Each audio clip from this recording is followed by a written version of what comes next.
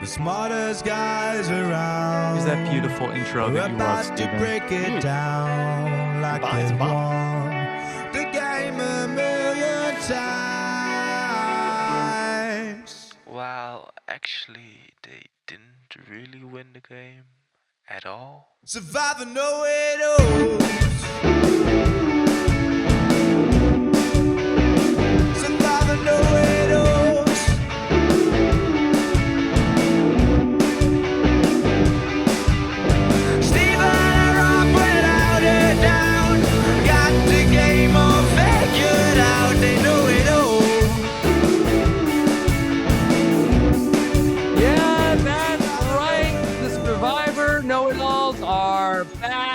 And here we go with Stephen Fishbach coming to you from his other country of origin, Canada. Back in the motherland, back in Toronto, Yes. the motherland. Yes. Yes. Where all the mothers, where Genevieve and all the other mothers are from. Yes. I mean, Camilla. Canada. Yes. Camilla. All of them. And that's where we'll be in but 2 weeks when RHAP returns to Canada for the live show. But Stephen is out with the literati. Wait, you're going to be, it's not tonight? Oh, I got the dates wrong. Yeah, you got it early. Oh, what a missed connection. Yeah. What a snafu. Okay, Stephen, it says in the Survivor podcast bylaws that every Survivor podcast needs to start this week with a haiku. And no, I wasn't ready for this. So you better, if you're yes. You better. Yes, I'm ready. I'm ready. Okay. Yeah. Here we go. 5, 7, then 5. Mm-hmm. Coach counts syllables and votes.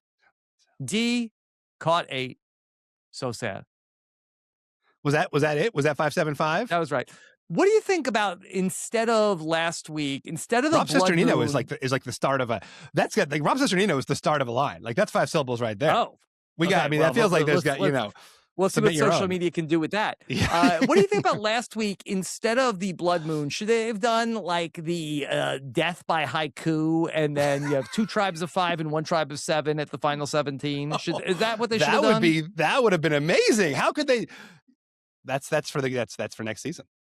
Okay, a lot to break down. I am very excited on Thursday. Of course, we'll have our exit interview with Dee, and then your friend and mine, Jeremy Collins, is going to be on the podcast coming up on Thursday.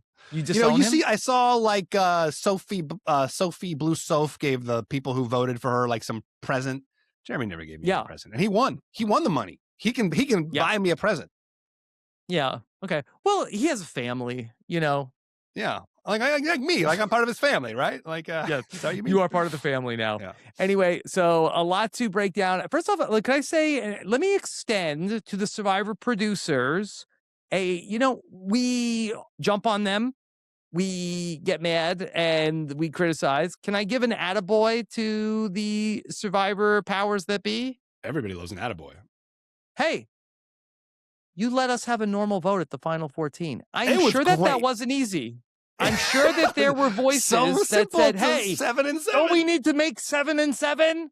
But you let us play Survivor, and we appreciate it. And it wasn't the most exciting vote. And I'm sure that maybe like, it's kind of a blowout for D. We blew it. We should. No, you did the right thing.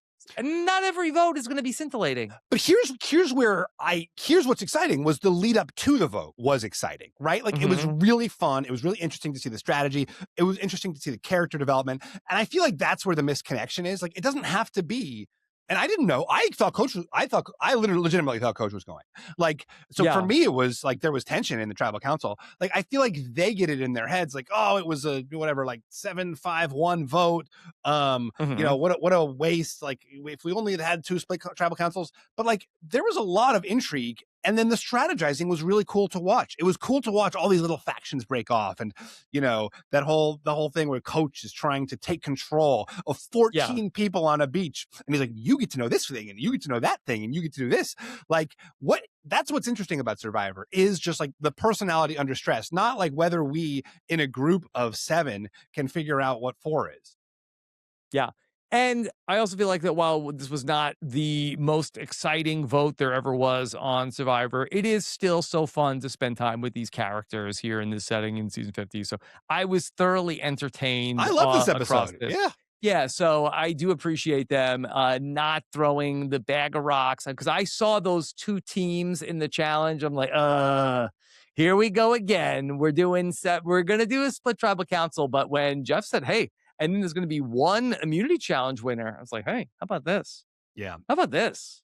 Yeah.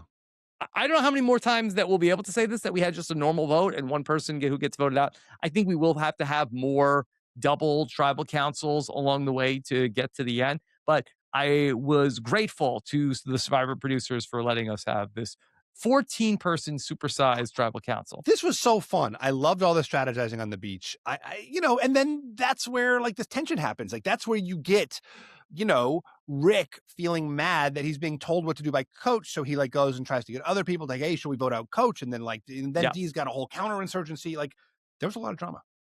Well, I feel like that you can relate to this. I think that one of the things that you've always talked about since you came back from Survivor Second Chance was at the merge in that season, which I believe was a 13-person merge. You've also always told the stories of how chaotic that was. To also, I think similarly, was that also like a 9-4 vote against Cass that was at the 13-person merge in that season? Yeah, that's right. Because it was Cass and the witches were all kind of I don't know, was Cass a witch? I don't remember who was a witch and who wasn't a witch. But I think that's right. They all voted for, that's right.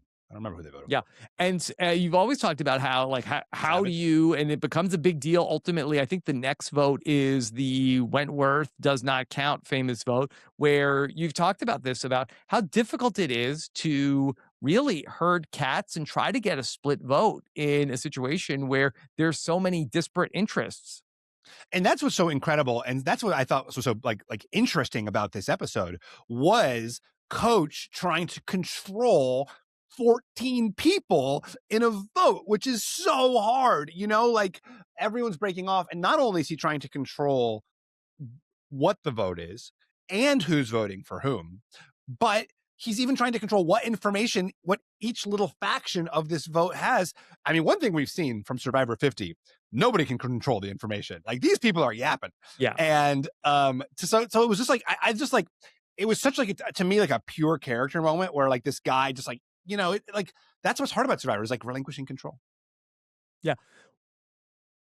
I want to talk about Dee and we'll get to her, but tell me, what is going on with Coach? It really seems like all throughout season 50, we've seen like a pretty measured Coach 4.0. Coach is really, in this new season of his life. He's got it all figured out. He is the Tide Walker. And it seems like that is Coach has kind of snapped here in this Something episode. snapped. Yeah. And happened? it'll be interesting to see if this was kind of like a one-off snap. Because I feel like people could have just like bad days, and kind of like go crazy for a day. I certainly had those days where I was like, they're all coming for me. I gotta, and I do think the thing with Dee really rattled him, where he had that kind of misstep with Dee last week. He said Emily's coming for him. Suddenly there's distrust with Dee, who he's been playing with all game.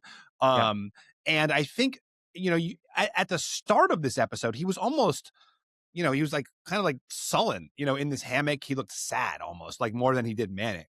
And I do think there was some part of him that just got rattled, where he's been playing a very controlled game, to your point. And then, he makes some big misstep and he's like, oh God, like now I've effed up everything.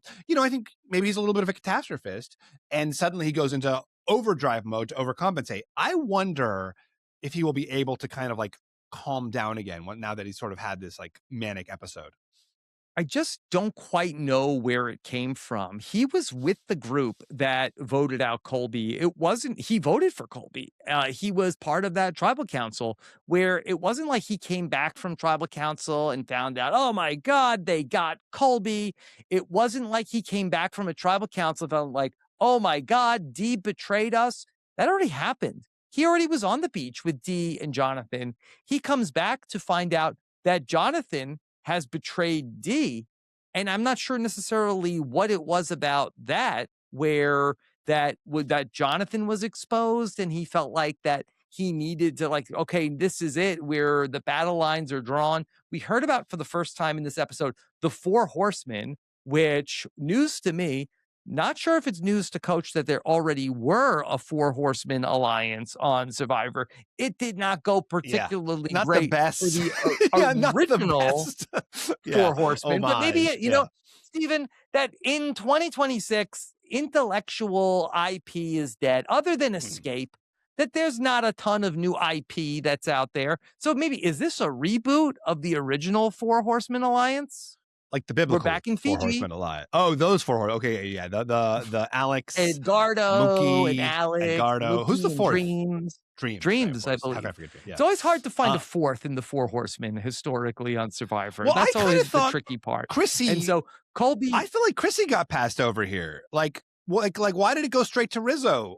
Chrissy could have been like a neat horse lady. Hey, why can't Chrissy be the 4th horseman, Coach? Yeah. It has, you know, it could be a horse, It's 2026. lady, horse Isn't woman. it time for a horse woman? Yeah.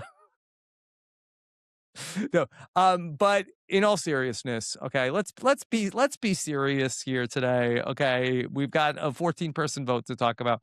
So Coach did seem to say like he was just off in this episode to the point where that he was going to war, to the point where he's now rallying the troops to do a split vote. He says that, hey, if there's anything about Coach, you know, you can count on me in one of these big votes. You know, famously, as Boston Rob was able to count on him to, you know, get votes against Russell. Certainly, you know, you can always count on Coach for this type of thing. But he is really trying to round up these troops, and he ends up with this configuration of 7 and 4. And so there's 14 people left. The 3 people left out, I guess, are Dee, Tiffany, and Christian. These are the middle players that he doesn't want to include in the vote. Well, I didn't understand about, like, I thought like maybe there was the middle, like Rick was a middle player, right? Rizzo said Rick is a middle player. Rick was being told, looped in. No, but according to Rizzo, Rick is in the middle. Like, so there's this conversation between Coach and Rizzo where Rizzo says to Coach, like, hey, you told Rick. And so I think like there's like maybe this like still this perception of this like new era alliance, then this old era alliance, and maybe the middle people are like the Ricks and the Emilys of the and the Christians of the world. But who's the third person? Rizzo, I think, is seeing the board correctly, that those are the middle players, the Genevieve rats to be dealt with before the war. I think that is astute about that. Those are the middle players in the game. But, you know, Coach is saying 7 votes on D. And again, assuming that Coach has this all mapped out, there needs to be 7 votes on D and 4 votes on Tiffany. So that means that there is a group of 3 that's left out of the vote. Presumably, Dee and Tiffany are left out of the vote. I think that third person that's being lumped in with Dee and Tiffany must be Christian, who has never spent 1 second on the beach with either Dee or Tiffany. Could it be Emily because she's new era? She's Dee's original season. Like that would be like a more reasonable. There's not enough person. numbers. There's only 14. So no, I'm saying like 7 and 4 is 11. That it's Dee, Tiffany, and Emily who are like the 3 who are left out. But then he can't be saying like who told Christian, because he's not mad that Christian knows who to vote for. He's mad that Christian knows there's a split vote. So I think maybe he thinks Christian is meant to. This is where I think it goes a little haywire.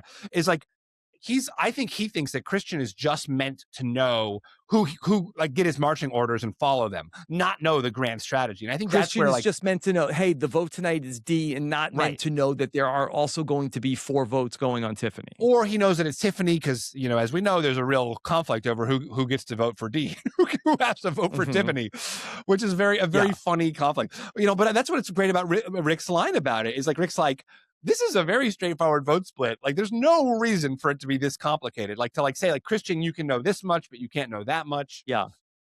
Stephen, do you feel like that I know in Dee's very own season in Survivor 45, okay, let's just put all the votes on Caleb and he hits the shot in the dark.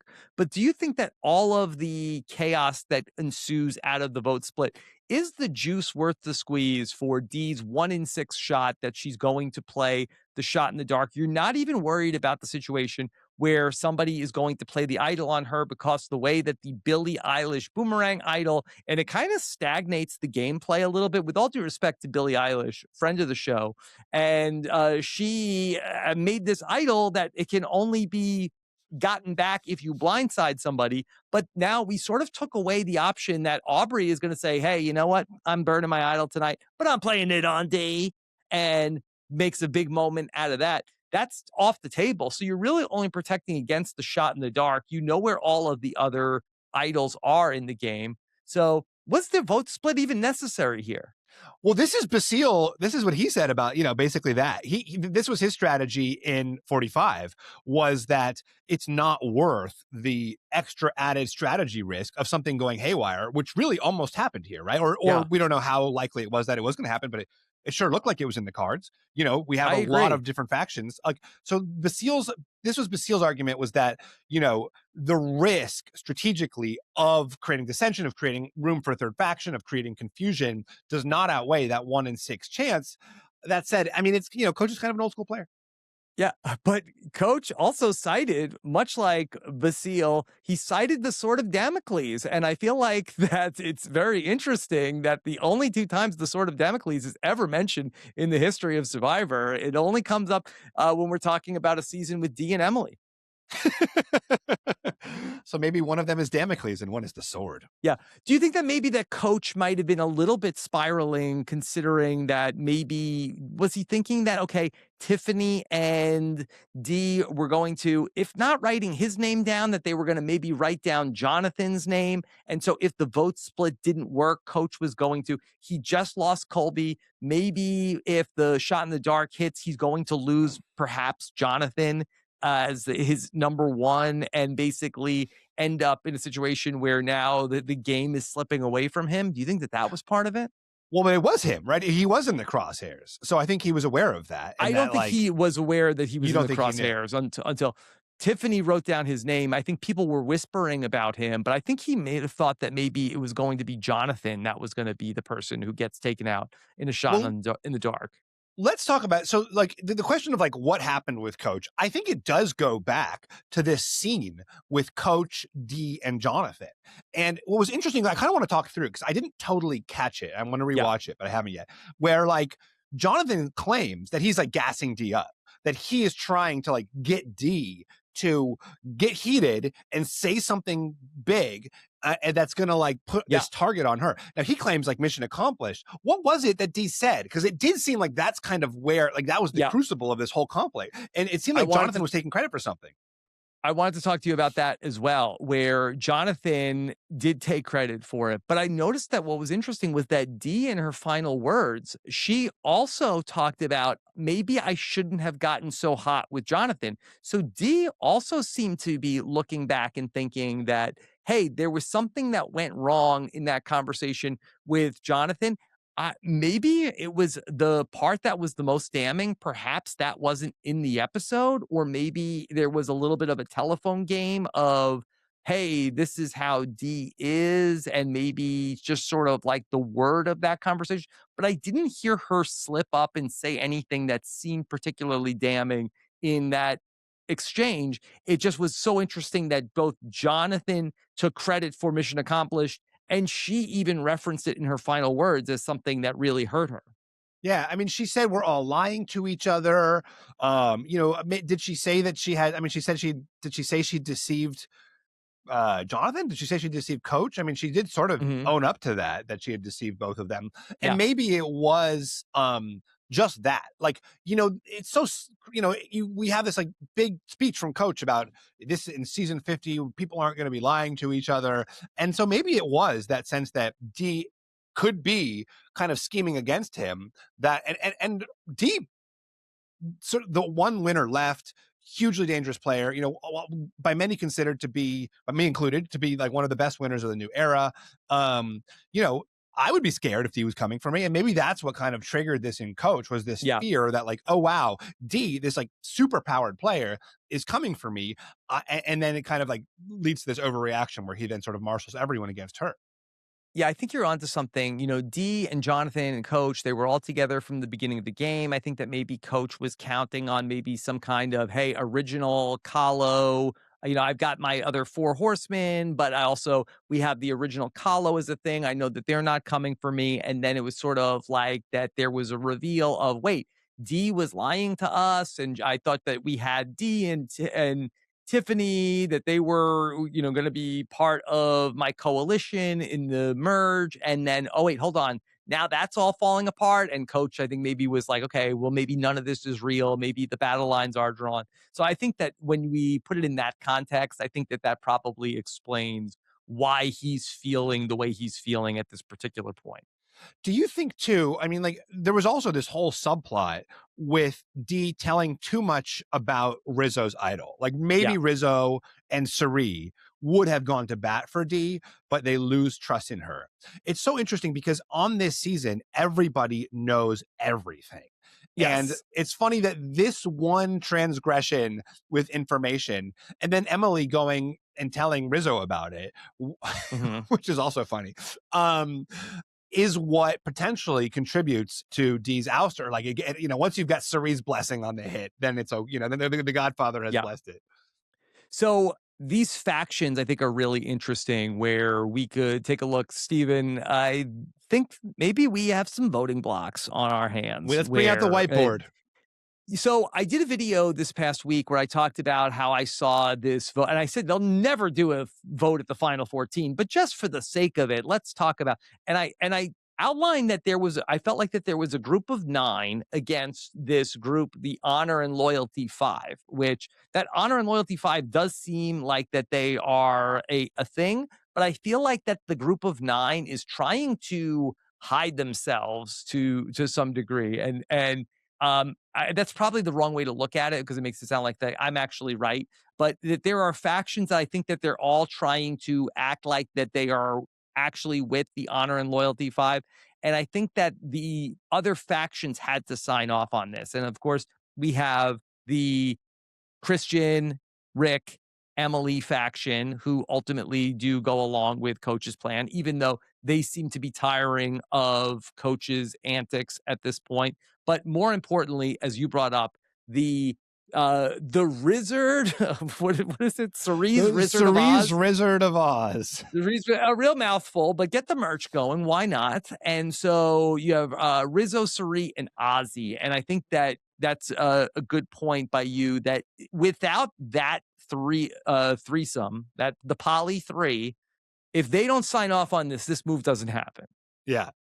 And it seems like Cirie specifically, you know, because like Rizzo's like, well, could we lose Dee? And then Cirie's like, just maybe. What I love about Cirie, by the way, sidebar, just the way she just like doesn't even say anything. She'll like she'll raise an eyebrow and then like that's like the whole world moves, you know, like when she goes and talks to Stephenie, she's like, did you? You know, and then says, like, okay, here's what really happened, and here's my advantage, and here's, you know. Yeah, that was really a beautiful Cirie Fields moment where she comes to Stephenie and she doesn't do the thing that you would expect most survivors to do, like, tell me the truth. You're lying, right? Like, are you sure? Like, she just comes over to like, okay, all right, yeah, you got it. Oh, sure. All right, yeah, okay. You know, she's just like laughing and agreeing with her. It's like, okay, yeah. Like, all right, fine. Yeah. You know, it was just so perfectly done. It was like a no pressure fold on Stephenie, or it was just like that she just came to her and just by the sheer like smiling at her, got her to completely unravel. Yeah. It's great. No, this is why she's the best. Like there's no, like you say, there's no pressure. There's no like hard sell. There's no confrontation. It's just like all friendly. Oh, you, we know each other. And it was so also beautiful to watch that she says, I promise you, I'm not going to tell anybody, to instantly goes right to tell Rizo. I was like, I have to tell Rizo. Obviously tell Rizo, but like even in her like interaction with Aubry, where like she's like, okay, just don't forget again. I don't know. She's just got like she's just like so many little subtle You know, it just like feels like she's like the little finger of this whole world, you know, but like in a good way, not in like self-destructive way. Like she just got like and just nobody's says a saying her word. name at all. Yeah, Nobody, which is crazy. Don't forget, Dee and Cirie maybe was keen to notice that Dee was probably the last person to say Cirie's name, that her friend Mel said, hey, why don't you vote out Cirie? Yeah.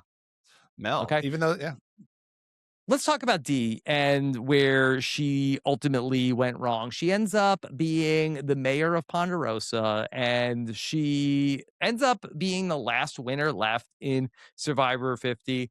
I'd love to talk a little bit about Dee, where it all went wrong. You know, it's a little bit of, you know, you live by the pregame, die by the pregame, and she wanted to keep Rizo around in the game. Rizo did not necessarily reciprocate the goodwill that Dee extended to Rizo by really, she put her neck out to bring Rizo in and take Charlie out.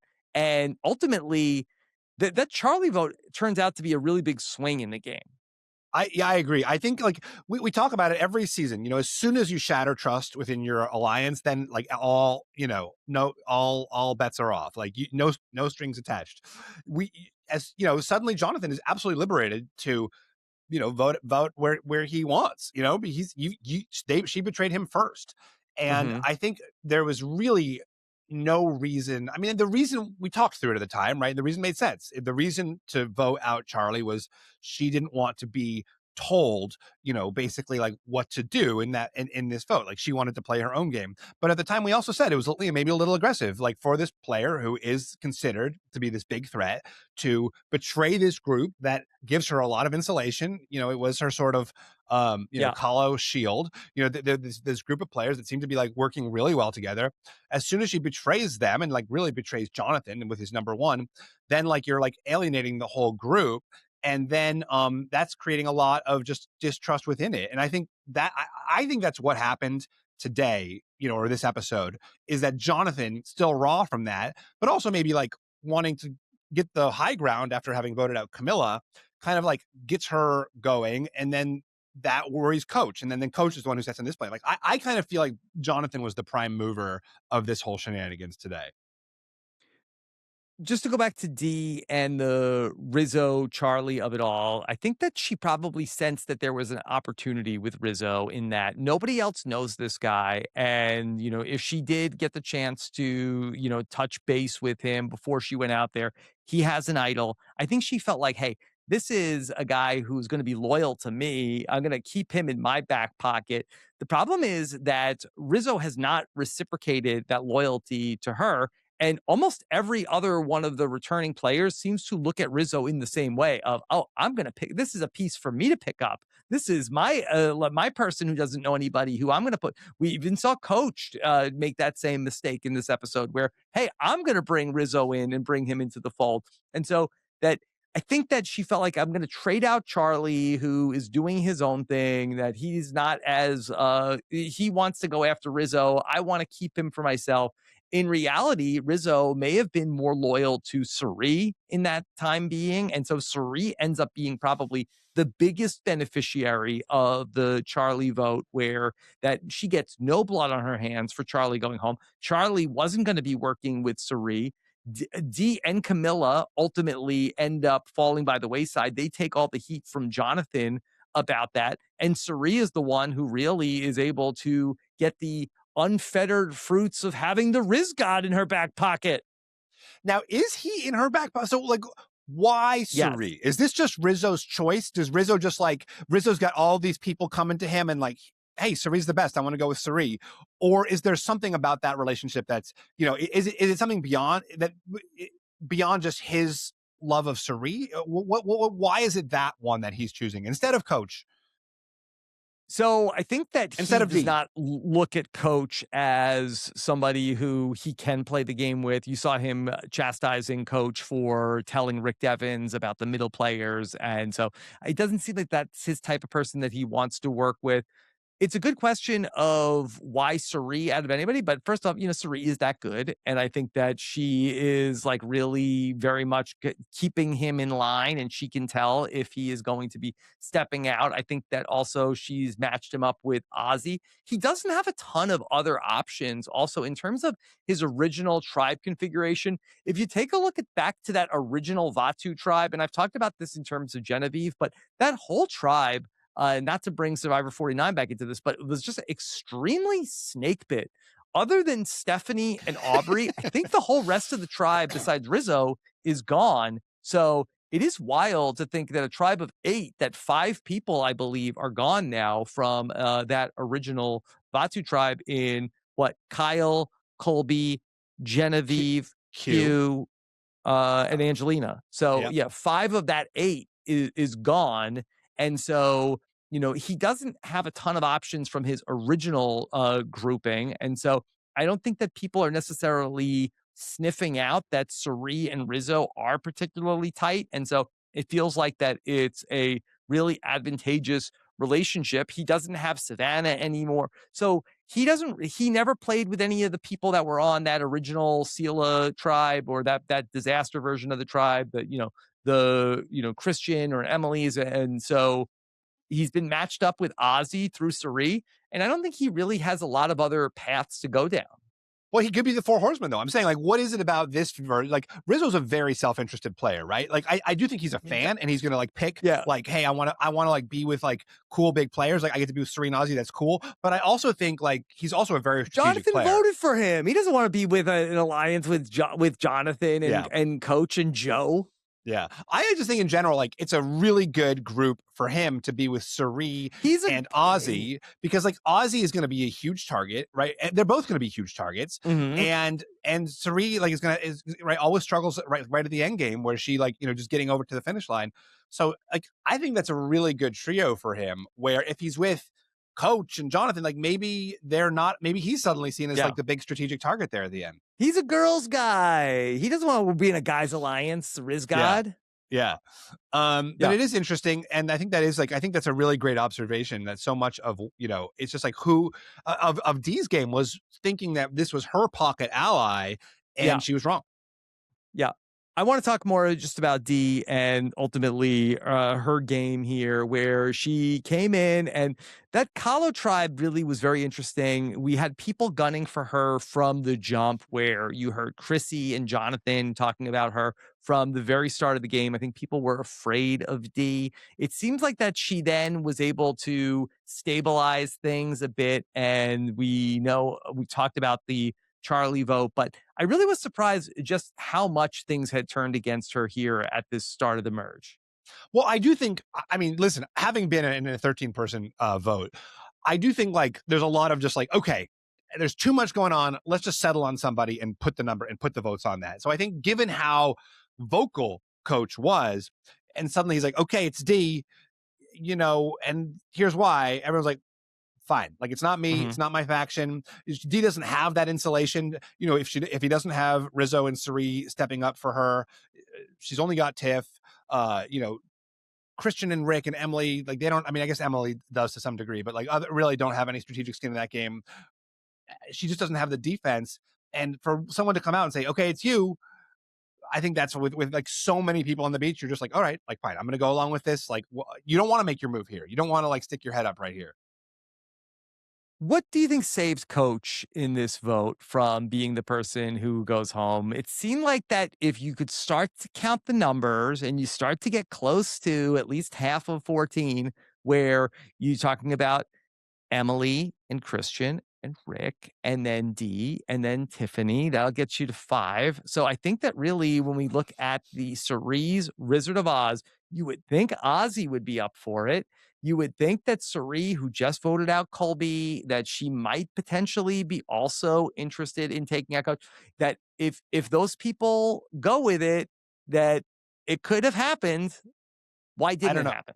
Because you have 2 people, one of whom is saying, I'm not going to lie in this game, and the other person is saying, we're all lying to each other all the time in this game. And I just think I'm more scared of Dee. You know, like I want the person who at least is saying he's not going to lie. Whether or not you believe Coach is not lying in this game, like he's at least saying he's not going to lie in this game. You know, he's sitting in the hammock chuckling at his haikus. Like I want him in the game. I don't want like Dee, who is one of the most devious, dangerous players of the whole new era. Like I think if I'm like an abstract like decision maker, you know, it all comes down to me. Get out Dee here and keep Coach. Like Coach is always a force of stability and order, you know, whereas Dee is not that. I think it's the same thing that happened last week with the Colby vote and Coach, where Colby just had a lot more going on in the game. And I think that a lot of people were more afraid of Colby. Cirie called him the head of the snake. Coach is a little bit of like, are you worried about Coach? Like he's really... Is any of this, do you think, though, an act? Or, and again, this is the question we have to always ask with Coach. Has Coach turned it up to a degree where he's talking to himself, he's counting out haikus and laughing to himself? Do you think any part of this is, hey, the more I turn this on, the less threatening I become? I mean, it's definitely a good smokescreen, right? Because if you're so vocal about I don't lie and I never tell lies, then you can kind of lie with impunity. You know, then you've got a lot of leeway to lie. I mean, the problem comes if you get to the end with that sort of strategy and with that persona, can you convince people it was all an act? And like that's the dream. That's what we're all waiting to see, right? The person who, you know, pulls the mask off at the final tribal and was like, you know, we all see, I mean, I've shared this with you before, but we always say that about like Mama Kay and Token Sheen. So like you know, for her like at the final tribal to like be this like posh British lady, like I fooled you all, you know, instead of but you know, it's really a tough act because so much of that final vote is based on perception. But in terms of getting to that final vote, it's a really, and it helped him in South Pacific, right? It helped him a lot the last time he played. What do you think the path forward is for Tiffany, who's been so fun to watch her frustration, and she's really been giving these great confessionals, and maybe they were just waiting for this point to show us all of the Tiffany confessionals, but she's hot now, and they took out Camilla, and they took out Dee. Do we see some path for Tiffany to get some vengeance here? Yeah, I mean, there's always the risk that she has, you know, they're just like, let's get rid of the last person in that group. But which is also sort of funny because they're like, if Rick and Christian are the people in the middle, who are the people on the other side? Was it literally just Dee and Tiffany? Were those the, was that it? Like, is the middle bigger than the other side? But you know, I think that in a new era season, and it's hard to say how much this is a new era season, but being a solo operator is actually advantaged, right? Like nobody cares about the last person in the group. They've gotten rid of Camilla. They've gotten rid of Dee. Now, like, Dee, you know, now it's incumbent on Tiffany to say, hey, let's look at this giant group of 7 over there or whatever. Like, let's worry about them. Like, I can't do anything by myself here. Yeah. I'm a little worried for Tiffany in that she's been too vocal in terms of talking about she voted for Coach now. She's called out Jonathan to some degree, although that may have been more in the confessional, and maybe Jonathan doesn't quite know how much Tiffany is coming for him. But I think that those are two people that are not necessarily going to forgive and forget. And while that there was a lot of goodwill towards Tiffany, people did not want to write down her name, especially considering the fact that they knew she was going to stay. I do wonder how many people are willing to stick their neck out if Coach or Jonathan is now beating the drum of like, all right, next vote, Tiffany. Will anybody from the Christian, Rick, Emily group or Cirie's Wizard of Oz, will anybody from one of those other voting blocks stick their neck out to say, no, not Tiffany? I think one vote, you can get away with bullying through one vote, but I do think at the second vote, you know, you've got people who are grown-ups. You know, you've a lot of like, you have adults out there. I think you can sort of like force through one vote by just, you know, sheer loudness, but I think it would be very challenging for the Coach Jonathan alliance to get another vote through in the exact same way. So if not Tiffany, then who do you think is most at risk now at this next vote? I mean, there's a lot of risk for Tiffany too, right? Like I do think there's just easy, again, like 13 people is still very chaotic. It's a lot of people. Why not just vote for Tiffany? That said, I think it's likelier that it kind of boomerangs back. I don't know. Well, boomerang. Yeah. I mean, you could easily see it being Coach next week, right? Like that would be a very rational choice for them. Like hey, this guy's too influential, he's too loud, like I don't want to play by those rules. You know, the nicknames, they're not quite what they used to be. Let's get rid of him. Do I need to be the stonemason? You know, like I don't know. Like I'm just happy to like go my own way here. I do wonder how much did the word about this, presumed Zoom alliance that was more of a talking point in the exit press from last week. Like, how much is that being talked about? Of if people are looking at, Stephenie and Chrissy voted together, and then also you have Rizo telling people about Joe and Coach and Jonathan. Does that group need to be dealt with? That the other side has numbers if they want to take somebody out. How much longer could you let that honor and loyalty 5 that I've talked about? Like, Cirie has to, hit that side, right? Right. At some point, she can't just let it keep going because then they just run the game. Right. Yeah. Yeah. And maybe she was willing to get rid of D2 because that solidifies her bond with Rizo. Like maybe that's actually advantageous for her. But, is there any real reason for her to lose Tiffany? No. Yeah. Okay. So let's say you're in this group now. You're in there with Rick and Christian and Emily and this. Like, okay, Christian. So Stephen, like, who's the most valuable target? Like, who's the glue person over on that side of things? If you really wanted to blow that up, I kind of think. I mean, I do believe that Coach is probably, it's like, even if you don't, I think Coach is a very strategic player. He got, he got to the final 5 in Token Chains. He was got votes, which is more than I ever did in South Pacific. He's a very good player.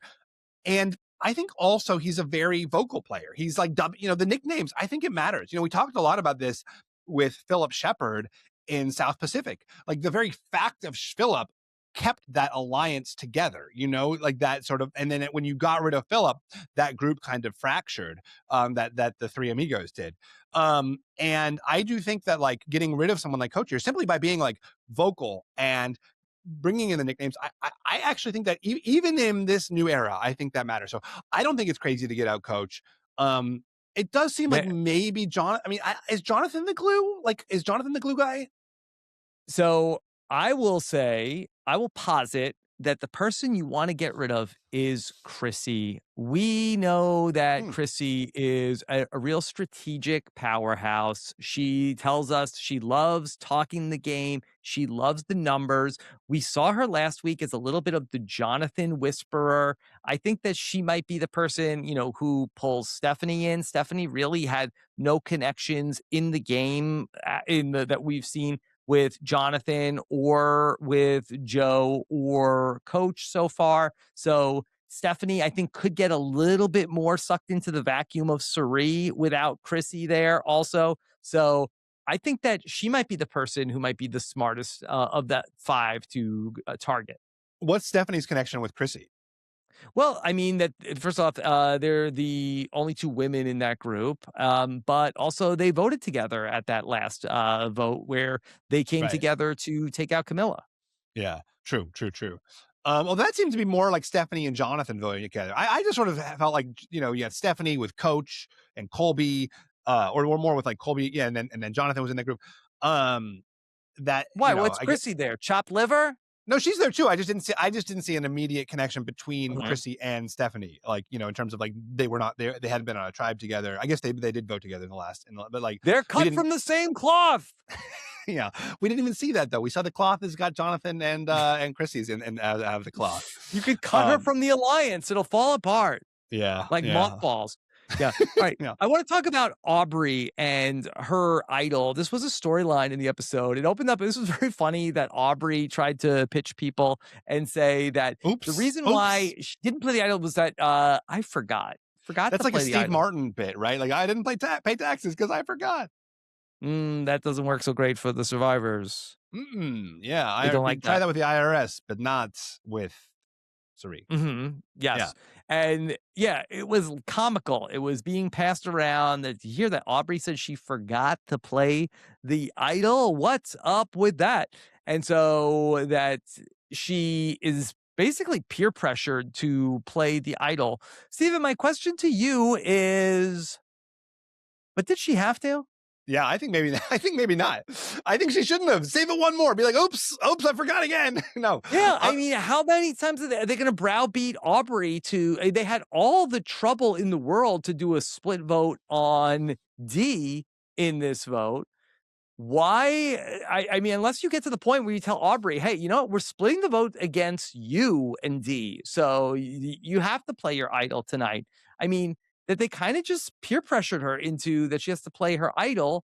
And Aubry is like, well, nobody will work with me if I have an idol, so I need to flush it. I know you have talked about in Second Chances that when you have a known advantage, the best thing you can do to get rid of it. But I just feel like that there probably was some value in calling their bluff and taking that idol with you. We saw Riz God last season. You know, everybody knew he had the idol. It was a known idol, but they could never get the votes right to get him to flush it. Yeah, and I do think that's obviously changed because all of the advantages, well, at least all the idols are known, you know, this season. And it seems people are fine with it. And again, I do think that could be just because of the Billie Eilish boomerang of it all, where there's no point in me voting out Aubry here because then it just goes to, you know, Rick or Christian, whoever you believe has it, you know, I mean, in some way. So it doesn't seem to be as much of a stigma, but ultimately, like, you need to have social capital, right? And if this is hurting her social capital for whatever reason, they've decided that Aubrey's idol is more dangerous than Rizzo's idol. I don't think it's crazy for her to do it. Like she's obviously playing a low key game. Yeah, but I like what you just said about how about Aubry wears that offensively and say, guys, I'm not playing my idol tonight. If you want to vote me out and give Rick Devens an idol, go for it. But I'm not playing it. I mean, she can't play it for anybody else. And with all due respect to Billie Eilish, again, friend of the pod, Billie Eilish, let me just say that I think that it kind of makes it possible to peer pressure Aubry because I think that it takes away some of Aubrey's power in that she could say, hey, Chrissy, this is our idol. I'll play it on you. You know, so she can't even do that. Everybody's like this. Oh, that idol's only for you. Okay. So then that does not benefit me in any way, shape, or form. So yeah, of course, get rid of it. And then now maybe production is going to be hiding a real idol out there. And so now anybody could get it and I could get my hands on a real idol or anybody could get their hands on the real idol. So I do think in a lot of ways where I was, again, this is being results oriented because I thought that the Billie Eilish idol was interesting. Again, sorry, Billie. But to me, I think it's a little stagnating things a bit. Yeah. Yeah, it kind of is because like it's like instead of it driving action, it's sort of like it's kind of like inhibiting it. I thought it was a mistake I mean, now that we know what happened, it was a mistake. So, you know, Rick says at the top of the episode, if we'd known Aubry wasn't going to play the idol, we would have just, you know, and Aubry was very convincing about it, I thought. We would have just voted her out so that Christian could get the idol. But why not just stack votes on Aubry in that world? You know, they had all the votes and then Aubry, you know, even just say it to Aubry, hey, we're stacking votes on you. You know, it was on this vote, on the last vote, on the Genevieve vote. Well, I think they wanted to build trust with Aubry, and I think they wanted to, you know, I think that there was probably some threatening nature. I mean, you heard how Christian talked about Genevieve, that he definitely thought that she was a major threat that needed to be dealt with. Yeah. Yes. Yeah, exactly. Yeah. Okay. Let's talk about Stephenie. Okay, go for it. That makes sense. No. Let's talk about Stephenie. I'll ask this question after we talk about Stephenie. Stephenie goes on the journey. She ends up winning. Your beloved steal a vote. I know. It's not so great. Not so great, Stephenie. That looked hard. An hour with your hand about, I couldn't do it. I think I could last like 27 minutes. And then I'm like, nah. 27 minutes, very specific. Yeah. I just, you know, I don't think they're the full interesting 30. that we had for the first time on a journey, like an endurance challenge. We've never had that before. And, you know, it did work out perfectly that it was a shoulder challenge for Stephenie. And we get to, of course, remember the opening moments of heroes versus villains. And so it ends up being a really good story moment for Stephenie, although a little undone by Cirie just instantly reading her when she comes back. Do you think that each person would have had a challenge tailored to their greatest weakness? Yeah, I think they had them all set up the way it was going to work out. Stephen, are you ready to hand out this week's Fishy Award? I want to talk about it. I got two options. Okay, here, let me play the intro, okay, if I may. Please.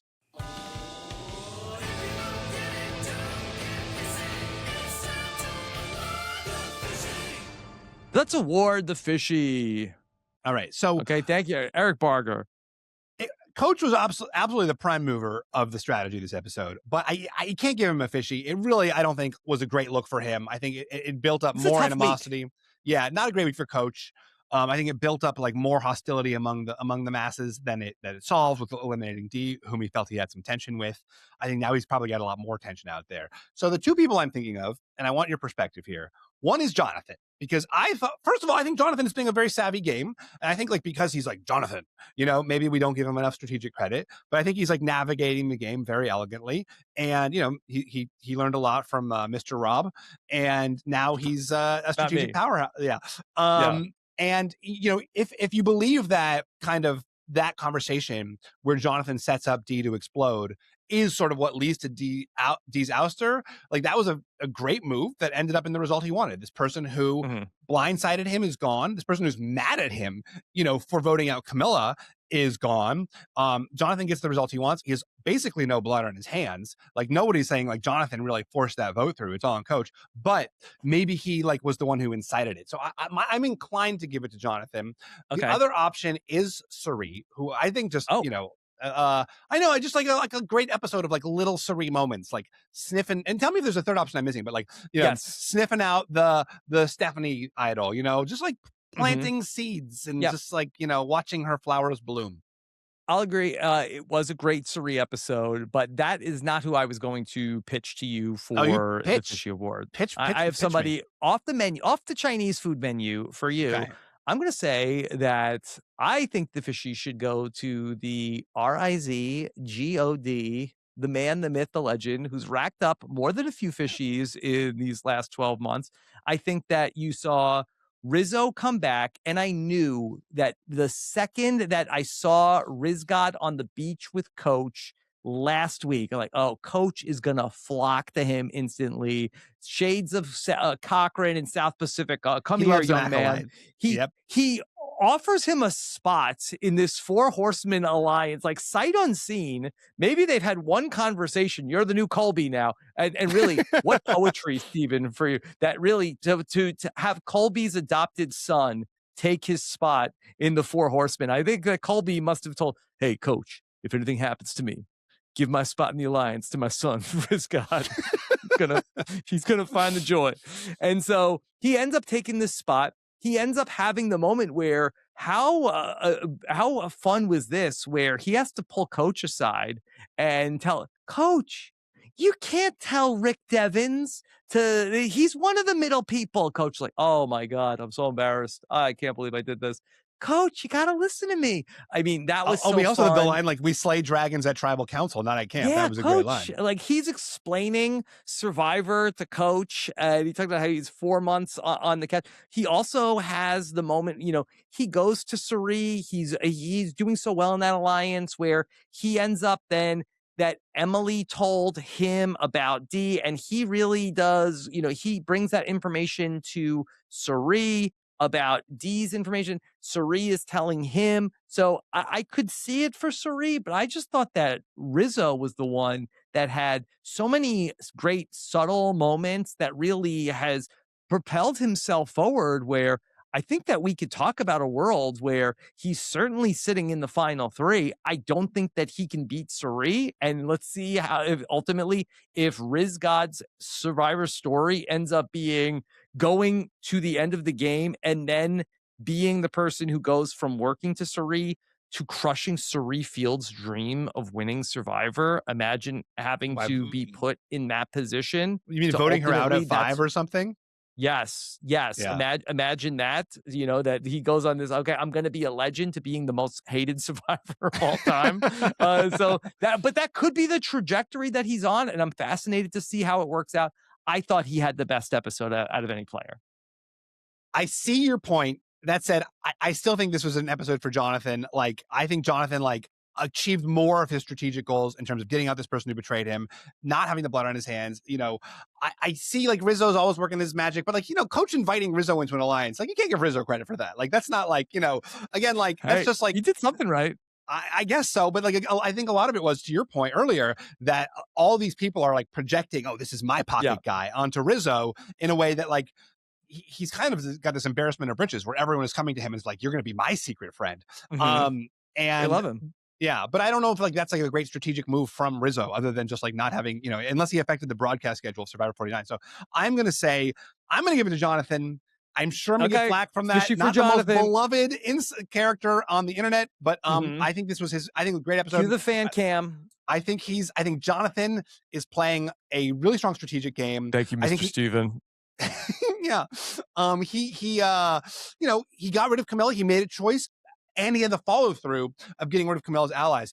I've got a quick question for you before. Do you think there's any unique danger to who is the mayor of Ponderosa? Like, that's my question. Like, does it matter who's the first one there? Like, in terms of setting the tone? Like, does like putting Dee in that mayoral position, does that actually hurt Jonathan potentially down the line if he makes it to the final three? I think that Dee is probably not the person that if you're Jonathan, you want there running the Ponderosa, somebody who you really burned on the way out, and somebody who I think can have a little bit of some fire to her, as we saw in this episode. So maybe not necessarily the best person. He kind of made the wrong enemies I guess smart to get rid of Camilla, but you really, you heard Tiffany write in her burn book, I think she called him a skank also in this episode, really going full Mean Girls on Jonathan. So I think that Dee or Tiffany may be the worst two people to put out back to back to start off Ponderosa if you're Jonathan. Yeah, I mean, because it really does affect things. It's like having this build of like bad blood towards someone, at Ponderosa. So I don't know. This could backfire for Jonathan, but I do think it's like in terms of getting rid of the people in the game who are most, angry at him. He had to make a tough choice, as we discussed last week. He made a choice that in some ways I think was the right one. Get Camilla out of there. Camilla's not going to vote for him. Chrissy's cut from the same cloth. And I think, he's able to get rid of one more person from that group without getting too much blood on his hands. Okay, plenty more to still come this week. Sam, do you have the plugs for what's coming up this week on RHAP? Of course, Jeremy Collins is going to be on the podcast coming up. Oh, we announced, Stephen, my book tour is coming up. Following suit, trying to be just like Stephen Fishbach. I'm reheating the nachos. I'm going to be stopping in Washington, D.C., where I will be joined by Stephen Fishbach. Then I'll be in New York City for our big live show for book launch week. Then I'll be stopping in Boston, Mass on May 8th, and then back home here in Raleigh on May 12th. Not to mention, I'll be out in Los Angeles finale week for a stop where I was just with Stephen Fishbach at Barnes & Noble at the Grove. For more information on that and everything that we're doing there, go to robinsonwebsite.com/events. Then, big week on the podcast. Okay, you are here on Wednesday over Survivor Know-It-Alls. Next up is going to be Jeremy Collins. Plus, I will be talking and catching up with a full-blown alliance. Steven, Sage, and Jawan will be my guests on Sunday. And then Michelle Carre will join me on Monday as we're talking all things Survivor 50 here on RHAP. Plus, Steven, I got the chance to talk to somebody who's on their way to Survivor 50, Mr. Beast. I went to Mr. Beast headquarters in person, got the chance to sit there. I call him Jimmy now. You got the go ahead to say Jimmy? Got the go ahead. So check out my conversation with Mr. Beast. We talked about Beast games and a little bit of what to expect when Mr. Beast shows up on Survivor. Plus, what Mr. Beast got out of going out on location to Survivor 50 for both Beast games and for Survivor 50, and what he learned from watching Jeff Probst. Very interesting interview, I thought, with Mr. Beast. Plus, I'm talking to all of the hosts of the reality TV shows. The host of Australian Survivor, friend of the pod, David Janae, joined me and said, Rob, you got to catch up on Australian Survivor. It's such a good season. I said, you know what, David, I've got all the time in the world. You know what, let me watch 22 episodes of Australian Survivor this week. So I caught up to just you talk did it? to David. Steven, listen, when the Golden God tells you to check out the show, what are you going to do? Say no? That's got to be at 3 times speed. You're like, Yeah, we might have yada-yada'd a little bit of the pre-merge, but it was great to catch up with David. Really fun interview with him. Check that out. And then, of course, we all love Escape. Oh, yeah. Hey, buy that, please. Soon Come to check be a it out tonight at bestseller Queen Books in in Canada. Canada also. Yeah, well, actually, check out all of our friends over in Chat BCC. Go to robinswebsite.com/VIP chat for that. Stephen, great job here tonight as we kick off the merge officially of Survivor 50. Anything else on your mind? No, this was amazing. Amazing. Please don't be All mad right, at me thank about you the so much Jonathan for choice. joining us. Take care, everybody. Have a good one. Bye. Bye.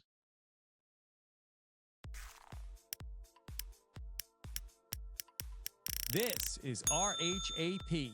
We know reality TV.